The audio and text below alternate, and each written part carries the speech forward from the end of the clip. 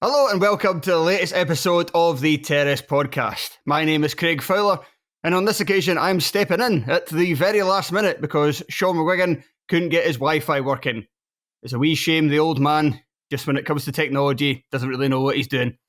But I'm here to step in and to basically be an interviewer for this entire podcast and talking to somebody that thankfully knows what he is talking about, and that's Craig G Telfer. Hello, Craig. Hi Fowler, how are you doing? Great to see you, and thank you very much for stepping in at the last minute. Just for a bit of background for the listeners as well, Sean and I tried to get the podcast going. We had about 5 or 6 minutes of very interesting, very funny discussion, and then it just cut out just as I was doing the introduction for the first match. We tried to get it going again, it hasn't worked, so you're doing us and the listener a very good turn. So these notes that we've got, the copious amount of notes, will not be going to waste. Well, that's good. That's good. And for anybody watching this on YouTube, I apologise the fact I'm a very sweaty man, but when I first got the message, I was just about to step into a spin class, so I've come back directly from that, and I am dripping, basically. So a lovely image that some people can now see, thanks to their YouTube channel. If that's not a reason to subscribe, I don't know what is. How about this? I'm wearing a dressing gown just now. Aye, we're really pulling out all the stops here. Yeah. For our massive female audience would be delighted for this. Yes, I can't imagine. I think there are 3 women that listen to this podcast. So if at least a third of them, that's what we're aiming for. If they enjoy that. Right, let's begin with the games that took place last night. We're recording this on the Wednesday, so on Tuesday night in the Championship. And you would like to start with Queen's Park against Morton. Queen's Park winning the game 1-0 thanks to a goal from Zach Rugden. Ian Wilson was sent off for Morton in injury time. And just going with the vibes here, earlier in the season it looked like Morton were terrible. Mm-hmm. And then they've kind of had somewhat of a brief recovery, but they've now lost their last 2 and only have 1 point in their last 3. On the other hand, Queen's Park are now back in the top 4. Which of these 2 would you like to start with? You know something, it was actually very funny because everything you have just described there about the teams, the duality of both sides, that was effectively summed up in last night's game. I went along to, I've never been to Capello before, so I thought it was a perfect opportunity. Tuesday night, I didn't have anything on. Let's go somewhere that I haven't been and let's take on 2 teams.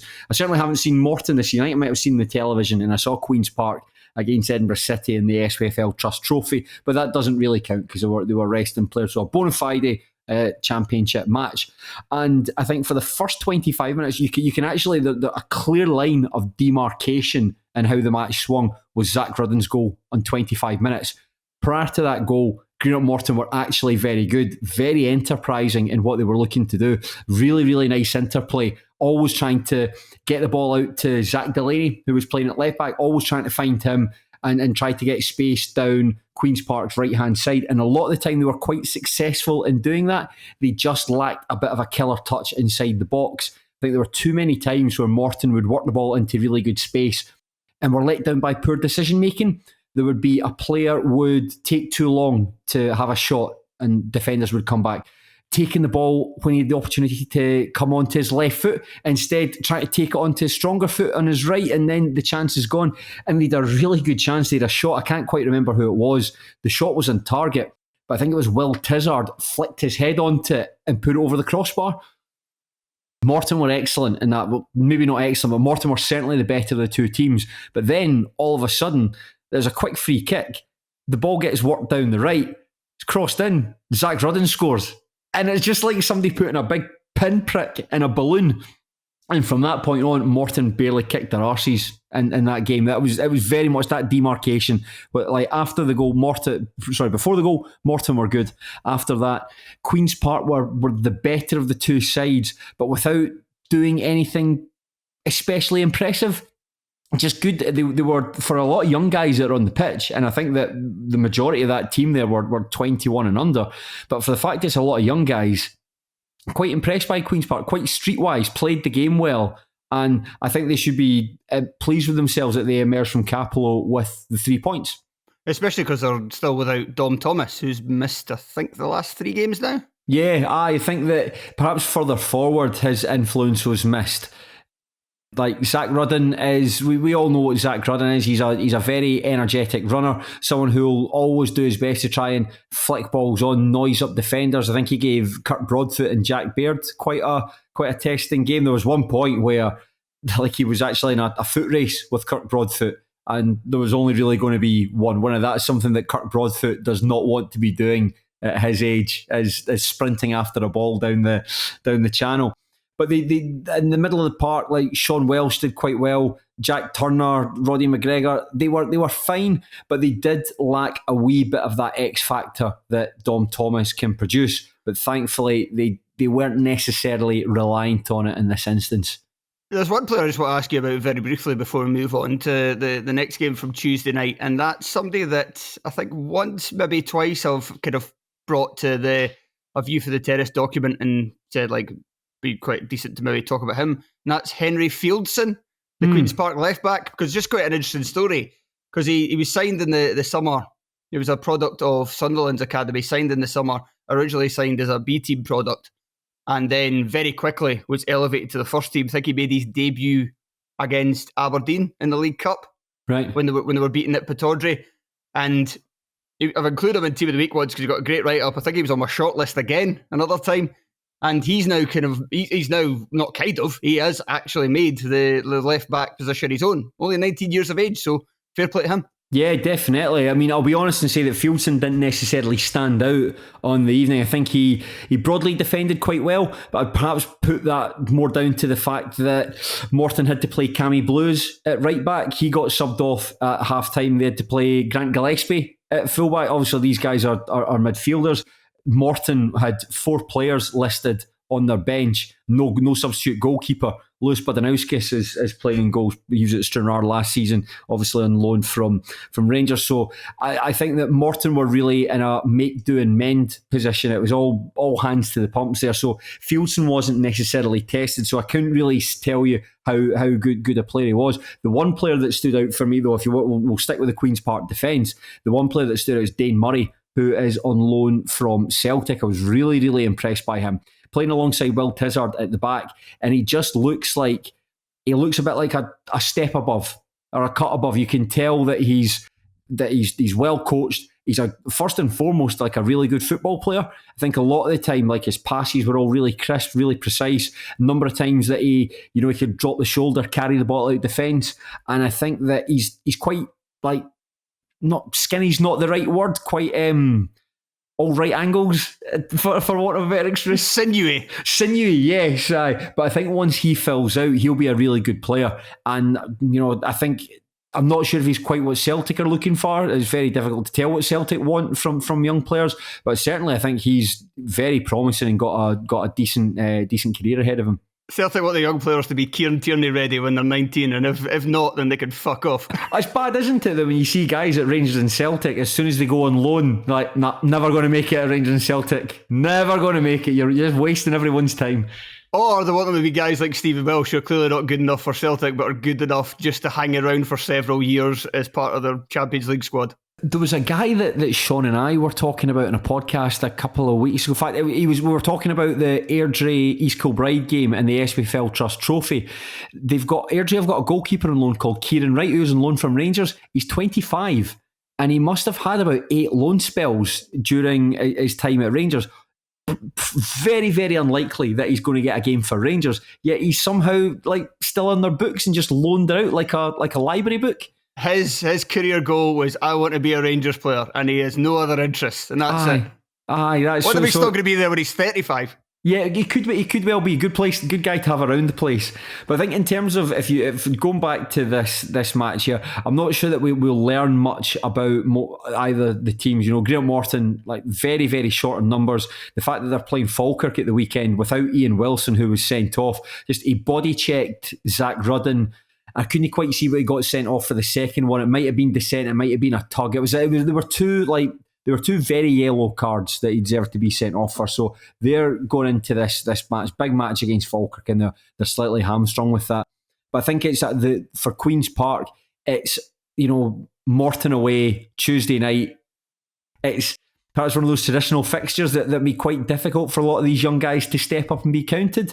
But I do think that Callum Davidson is beginning to create quite a coherent product with Queen's Park. If you go back 12 months, if you remember when Robin Veldman was the head coach there, not the manager, but the head coach, and it was just patently obvious they had such an unbalanced group of players there, and trying to get them to play a style of football. It just really wasn't compatible with the Championship without the steel and without the muscle to back it up. And I do think that that's something that Davidson has managed to do well. Whether or not Davidson's better supporter in that's another question. But Queen's Park looking in decent shape, and I'm sure as the season goes on, and when Dom Thomas comes back as well, they'll be in good shape to try and push on for that final playoff place.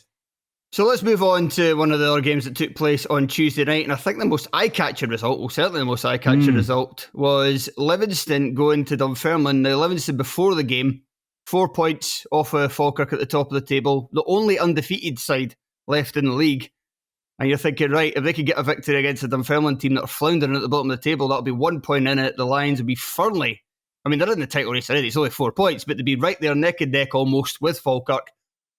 And yet they're pumped 3-0. Christopher Kane with a double and Kyle Benedictus getting the other one. What the hell happened here? Well, jumping back to Saturday, Dunfermline played against Falkirk at the Falkirk Stadium, and they lost the match 2-1. But I think a lot of people, and include myself in this, were expecting some sort of like Texas Chainsaw Massacre, some sort of Serbian film-like scoreline where Dunfermline were kicked about like 5 or 6, because prior to that they hadn't been particularly good, and Falkirk are excellent. Falkirk are well, obviously look at the league table. Falkirk are the best side in the Championship. But Dunfermline made things really difficult for Falkirk. You know, for all that Falkirk's like a fluency and, you know, they're quick passing and they're particularly up front, all the interchanging that front three and Gary Oliver can do. They weren't really at their best, and I think that a lot of the credit has to go to Dunfermline for that. I'm not exactly sure what James McPate's done, but Falkirk were made to look quite ordinary in that game, despite the fact they ultimately got the win. And so coming up against Livingston, Livingston, again, going back to something that Sean and I touched on last time, that Livingston aren't necessarily a fantastic team to watch at the moment. They're quite physical, they're quite direct, and they're not playing well, but they were getting results. This is a time where they're not playing well, but they don't have anything to show for it.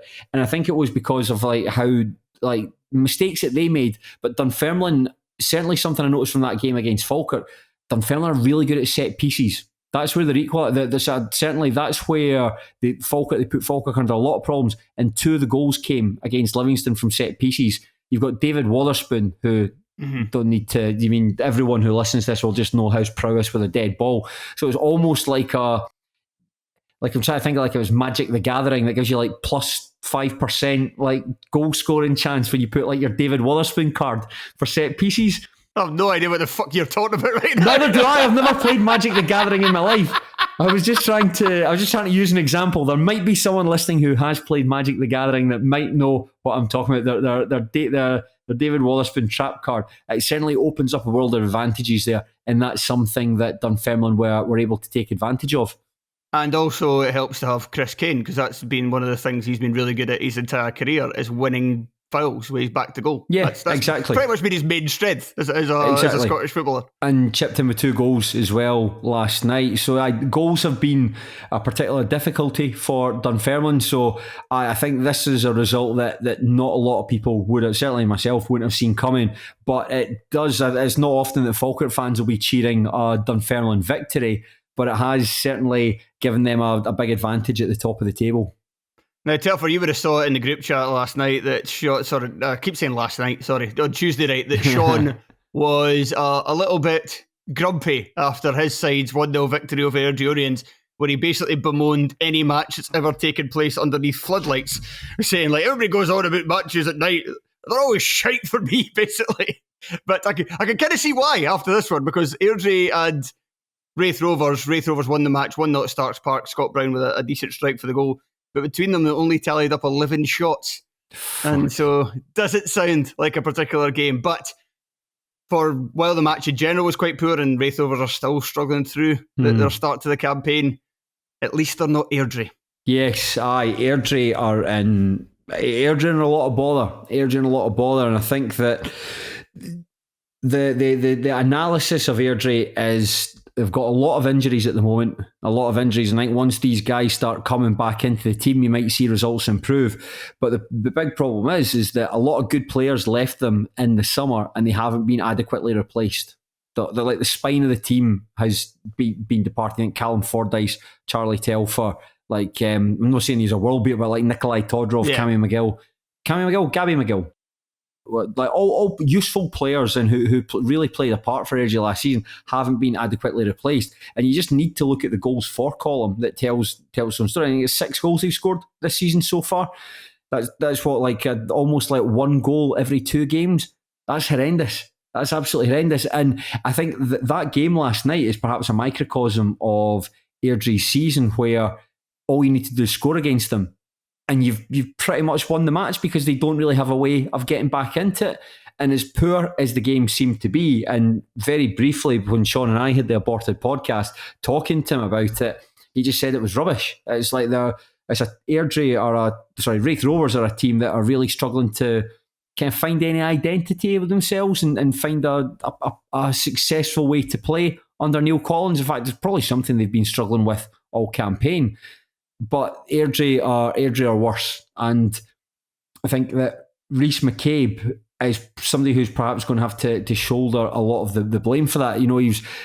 Everyone was very quick to give him a lot of credit over the previous 2 seasons, when they get promoted out of League One, when they finished 4th place last season. And this year, I think there's big question marks over his squad building. Mm-hmm. And I don't necessarily think he's any under immediate pressure, because I do think that Airdrie are quite patient with their managers. I think that the guy that runs the club is generally quite supportive of his managers and wants to try to give him the best that he can do to succeed.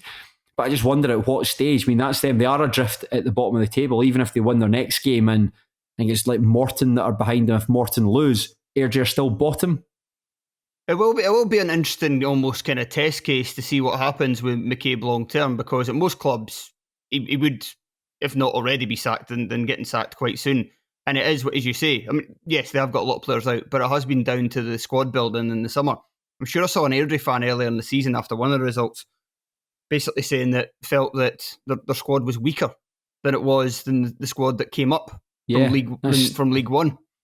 Never mind the team last year that obviously done very well in the Championship. And often one bad transfer window, especially a summer transfer window, can absolutely kill you as a manager. And that's it, because it's just, if you get it spectacularly wrong, then results will just be poor enough that in football these days, you just like a run of 6 defeats in a row can be enough to get you out of the job, and certainly a lot less than Airdrie starters to the campaign. But if they do give him time, and give him time to learn from that mistake, and see if he does more, if there is the funds there, if he does more in January to bring in maybe some more kind of established players. January is always a bit of a crapshoot, especially when you're wanting to get experienced, good players that you can rely on.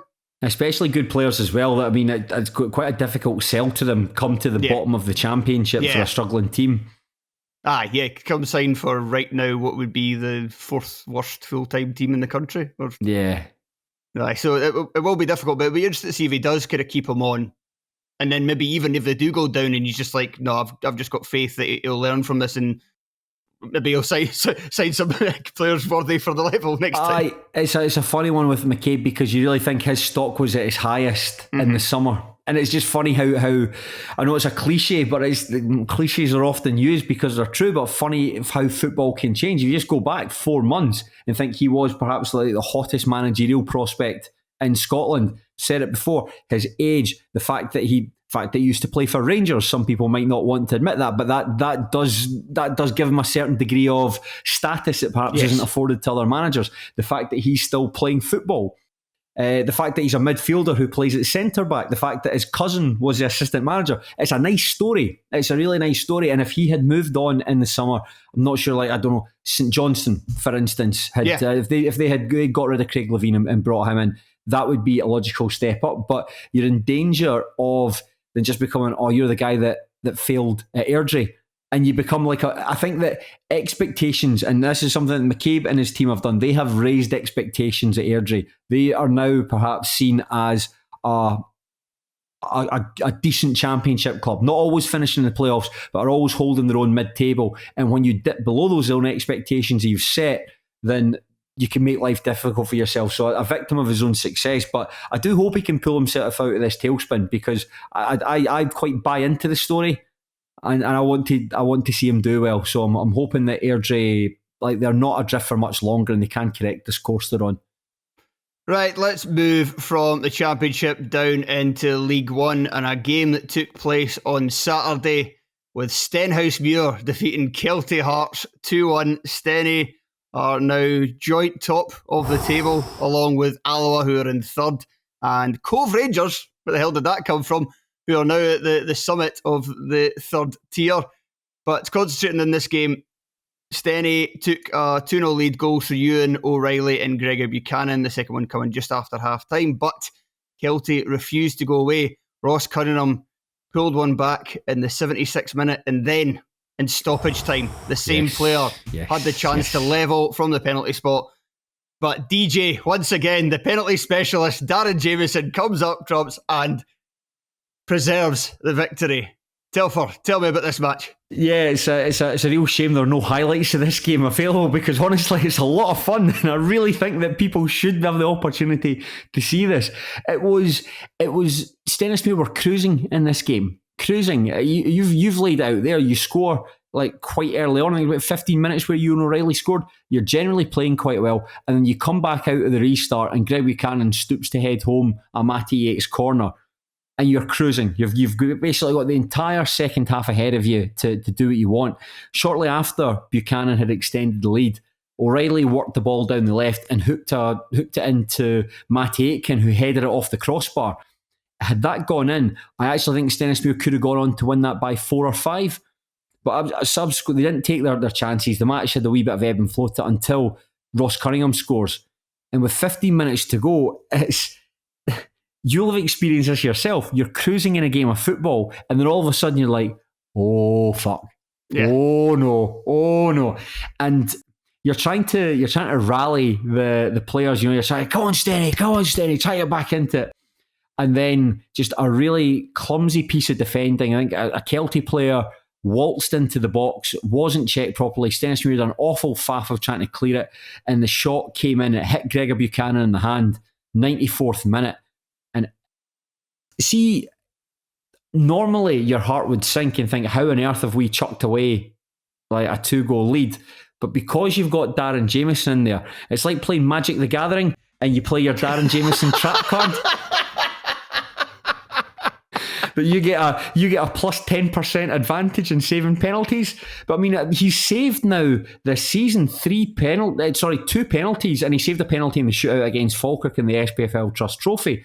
Like, just such a brilliant goalkeeper. And then after he saved the penalty, it goes out for a corner, and the corner comes in, and he just plucks out from there. See that feeling of relief when he grabs onto it and he just pulls it into his chest and just goes down onto his knees. Phenomenal. Such a good goalkeeper, and it was great to see him very rightly getting into the SPFL Team of the Week after his heroics there, so thank you. Yes, he not only beat out Miles Roberts, who had the game for Partick Thistle, but he crucially did not save a penalty in the 94th minute. So. No, it was a good performance from Stenhousemuir. I think the one player that I really want to give a special mention for, alongside Darren Jamieson, the boy Kinley Billam, who listeners might have heard me speak about. Well, let's be honest, we talk about Stenny every week on this podcast, but Kinley Billam is a left back. He's 5'9", but he's absolutely phenomenal in the air. There's a number of times where opposition managers will try to target him. They'll put somebody big out on the flank and try to play diagonals into him to get the ball headed across. But Billam, despite his lack of stature, is phenomenal in the air. Such a good leap in him, times it very well, really strong header of the ball. So because Stenhousemuir are going through a bit of an injury crisis, they've got 3 centre-backs out missing. Gary Naismith moved him infield alongside Gregor Buchanan, and he has not missed a beat at all. He's been excellent. Really, really good to see. Kelsey Ewan, who's come in at left back, He's done really, really well as well over the past couple of games. But Bilham's been an excellent signing for Stenhousemuir. Really, really impressive. And he's done well. And I think that Stenhousemuir are going through their own injury crisis at the moment. There's 6 players out missing. But I think it's important to point out that Kelty had players absent, but they had Tamil Ware, Michael Tidser and Scott Allen out. Now, that's effectively your best central defender, the best, for my money, the best central midfielder in the division, and then perhaps the most expressionistic player in the division in Scott Allen, the sort of player that can make something happen out of nothing. And I think you take away particularly Ware and Tidser, then you massively disadvantage Kelty. That'd be like Stenhousemuir if Greg Buchanan and Mikey Anderson were missing. The team just wouldn't be as good. Thankfully, the areas that we have players missing, we were able to compensate. But I just don't think that Kelty are able to compensate as well as Stenhousemuir did with their own absentees. I think it would have been a very different game if O'Ware and Tidser had been available. But Stenhousemuir were able to take full advantage. And even Kevin McDonald, the assistant manager, he was interviewed after the match and he said it had been a daylight robbery had Cunningham scored that penalty. So I think we can all agree it was basically Stenhousemuir's game to lose there. And that's them right up at the top of the table alongside Cove Rangers, who have just kind of snuck out of nowhere. Yeah, earlier this season, you guys, deservedly so, were writing Paul Hartley's obituary, basically. And yeah, fair play to them. They've really turned it around. Just to go back to Kingsley Bilham, like there's a reference for the kids. So is he like a League One Ivan Cordoba? Is that what he is? Oh my God, that's fantastic. Yes, he is. That's it. So he is like he came from. I've said this before, but he was signed by Let Go by Air United, and he was in the SPFL exit trials, and that's like. Effectively, you go to the SPFL trials. There's only one person there, and it's Jim Duffy, just waiting to see what's cutting around. But the fact that he was apparently Stenhousemuir had been tracking him for a while. The head of recruitment, Martin Christie, had said that he had Bilham locked down for a while. So don't know what he was doing at the SPFL trials if he had a contract from Steny there, but certainly someone who I'd be very keen for the club to sign up again, because he's an excellent left back. And it turns out like a very good centre-back as well. So, is there anything else to say? Actually, no, there's one thing I wanted to say just on Steny myself before we moved on. And obviously you can add to this. But it was just that I felt like at the end of last season, so a lot of the talk about Steny was very good start 11. Is there much depth after that? And it's something you guys have spoken about this season as well. But you kind of saw at the end of last season when Nicky Jamieson got injured, and also there was probably a bit of not quite down in tools, but you know what I mean. Maybe like I know what you mean, yeah. Not quite as focused as they were earlier in the campaign because it was such a commanding lead at the top of the table, and it only looked like Steny were going to win the title.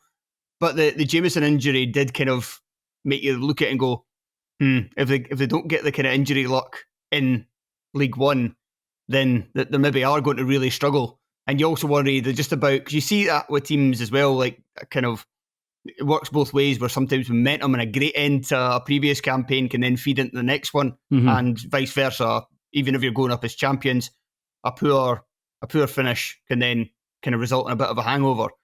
And yet, that's not been the case for Steny at all. And despite the fact, like you say, you've got a few centre-halves out, the defence has still played pretty well. Yeah, you're absolutely correct there. I think that was a fear, certainly a fear that I had coming into the campaign. I remember griping at the time, thinking, that to draw your final 8 matches and lose the one on the last day of the season at Stranraer, that was, you were concerned. I mean, it was you'd won the league, but at the same token, you wanted to see signs that the team were freshening up. And I remember thinking during the summer that I'm not sure if Stenhousemuir have really strengthened enough, but they have. And I think that they have strengthened. I mean, there's, like I say, there's 4 centre-backs to pick from, all very decent players there if you include Kyle Banner and Aaron Steele in that. But I think that fundamentally, all the players, no exaggeration, but all the players have stepped up and looked good in League One. Even guys you're perhaps the most concerned about, somebody like Nat Wedderburn, perhaps his lack of mobility. But he's been caught out a couple of times. In fact, he was caught out a couple of times against Kelty Hearts, trying to be a bit too smart on the ball when he shouldn't have been. But guys like Ross Meakin's playing very well at the moment. Buchanan is having a great season. Billam, as we've mentioned. Anderson, I think everyone expected Anderson to be really good. But in the last couple of weeks, like Matty Aitken, Ewan O'Reilly, Matty Yates is playing well since he came back into the team. And it's no concern, can this team handle the level? I think that the team should be looking to try and kick on and finish in the top 4, because if you look through that division, I mean, it's very tight. I mean, there's 3 teams in 17 points. There's 5 points between first place and 9th place. I think every team should be looking to think they could finish in the top 4, but I honestly don't see a reason why Stenny can't. So we'll go for there and we'll finish on looking at some of the most notable results from the Scottish Cup this last weekend. I think we'll just spend a couple of minutes on each of these. There's some just anyone's with SPFL teams, Fowler. Because I've had a wee. Because I'll peek behind the curtain. We're prepping for filming A View from the Terrace, and there's obviously a bit of an overlap here with some of the stuff we're going to be talking about. So I was going to maybe say who the fuck are Dundee North End, but we should maybe start with the game on Friday night, because that was, by all accounts, an absolute belter with 3 Rovers against Stranraer. Not quite a local derby, but 2 teams with maybe not a lot around about them. There's 55 miles between them, mate. But there's just not a lot of clubs at that side of the country. So I don't know. But anyway, it was a belted game with Stranraer winning it 3-2 with a 96-minute winner from Ryan Edgar after Threave had been winning 2-0. Yeah, it's like, unfortunately I didn't see this. I was working Friday night, so I didn't see this, but I've watched the highlights for it, and I've seen the comments around the game. And just like, you don't want to romanticize it too much, but when you think of it like the picking the perfect game for television, the perfect advertisement for the Scottish Cup second round, then this is it. Because this was a game for the ages. This was a game for the ages. Like 3 Rovers, like who play in the West of Scotland 3rd Division, like. You would think that's just a bunch of like young hammer throwers, but no, very, very good, able to knock the ball around well, scored 2 really good goals. And then Stranraer were looking for that. That's a huge disparity between the divisions. I'm going to say that's quite similar to like Aberdeen Darvel in terms of the number of tiers between them. Maybe. Right. Maybe something along those lines. It would have been a huge embarrassment if Stranraer had been knocked out, but you've got to say fair play to Chris Aitken, just chucking on bang bang Darren Lang and Ryan Edgar, and like Edgar pulls one back, Darren Lang scores. Like, if there's a better goal scored in this competition, you'd be astonished. The way he just takes a touch, looks up, and just the power that he puts behind that ball to go in. And then right at the very end, 3 Rovers are down to 10 men. I can't remember the guy, Charlie Watson, who was interviewed and spoke about his cancer diagnosis. Just, it's an incredible story, and the guy, what a lot of character that young man has to keep on playing football despite all this turmoil going on. But he gets sent off for headbutting someone right at the very end, and then the shot hits the post, bounces right back out to Edgar to finish in the 96th minute.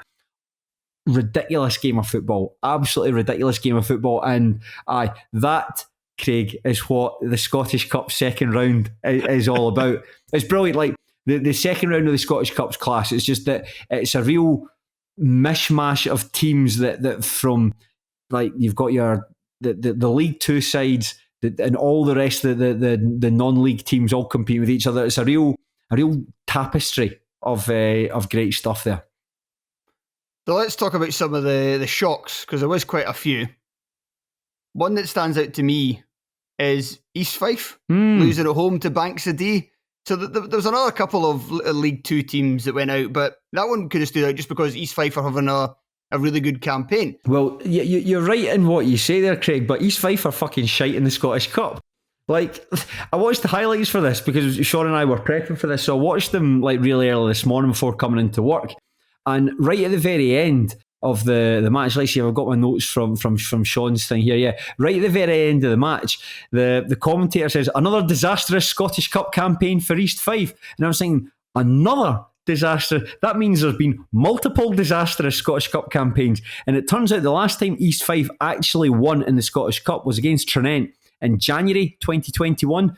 Since then, 21-22 knocked out by Banks of Dee. 22-23 knocked out by Stenhousemuir. 23-24 knocked out by Dunbar United. And then this year, knocked out by Banks of Dee again. So it's a shock, but it's not a shock at the same time. I think it says more about East Fife than it does anything else. I mean, I watched the highlights from the game. East Fife always put out a really good highlights package, and Banksy could have won this more comfortably. It was definitely East Fife just had a really bad day at the office, and if Banksy had shown a bit more precision in front of goal, they could have won this comfortably. But not seems like a shock, but then you read the context about it, and it's very much just like East Fife are just terrible at the Scottish Cup. Simple as that. Another, because Banksy are 50, aren't they? In the Highland League. They're doing very well in the Highland League at the moment, though. Another fifth-tier team winning away to a fourth-tier side, and this team, the fifth-tier side I'm talking about here, not doing so well, but managed to produce a good result, and that's Cowdenbeath. Yeah. Remember them? Yeah, now I actually do think this is the shock of the round. Beating Spartans 2-1 away from home. It's an interesting one, this one, because it really is. It's like a culture clash almost. You've got the Spartans, who are the new team that have come into the SPFL. I know they're not having the most fantastic time this time around, but last season they finished in third place, got to the League One playoff finals. You know, had not been for a superstar performance from Michael Ruth, they could have actually been playing League One football this season. And then in the Scottish Cup, they had beaten Arbroath. Dick Campbell's last game is Arbroath manager, if you remember, and then took on Heart of Midlothian at Ainsley Park, and in another day could have beaten Hearts. So they've got a bit of... Still. Let's say on another day. They could have perhaps forced extra time then. If you want to be... there we go. They could have forced extra time. But then to go and take on Cowden, and again, it's the Spartans just aren't playing well at the moment.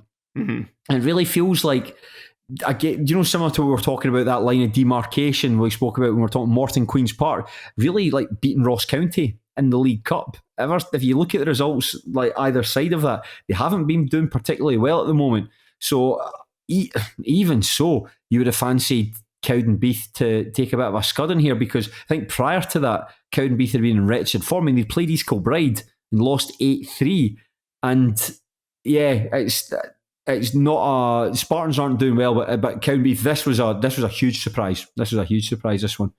Is there any other game you'd like to highlight to finish us off here? Yeah, just one more. It was East Kilbride 3, Bonnyrigg Rose 1, because there was, again, very different reasons, a different kind of goal, but Stephen Boyd scored the East Kilbride's third goal to put the result beyond doubt, and you really have to look at John Robertson's pass for this. It's lovely defence splitting pass and a first time finish from Stephen Boyd.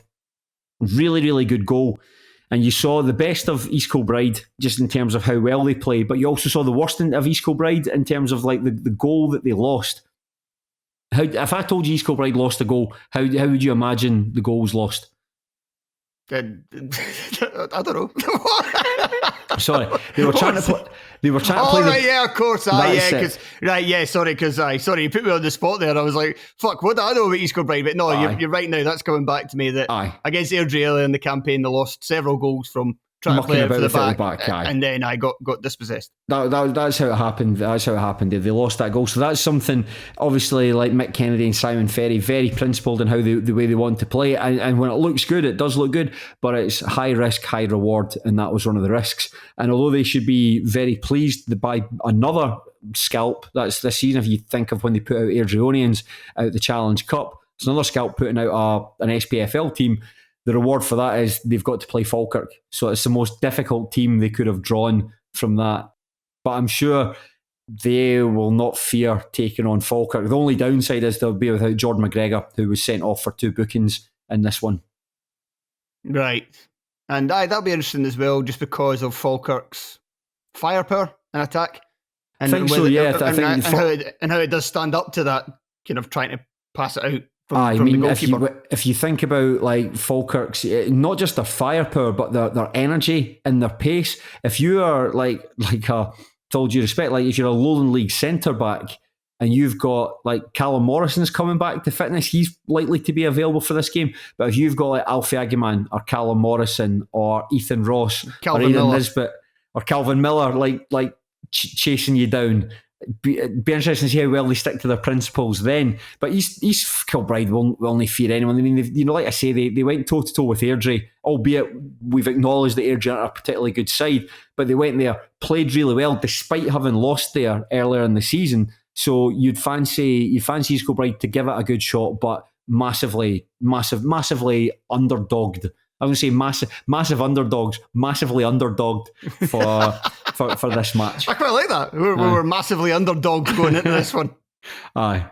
Right, Telfer, I think that'll do us. Thank you very much for joining me. No, thank you, and thank you to listen. I know you probably expect like at least another hour of conversation than this, but this has been, there's like Fowler says, we're recording this on the Wednesday. The Aberdeen Rangers game starting in 14 minutes, so yes, let's just get this wrapped up. Yes, I want to go see that. So yes, sorry it's a shorter podcast, but it was needs must due to Sean's technological problems, and hopefully things will be back to normal soon.